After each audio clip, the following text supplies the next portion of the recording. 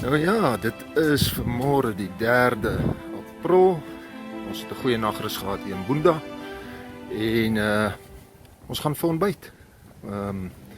Vanoggend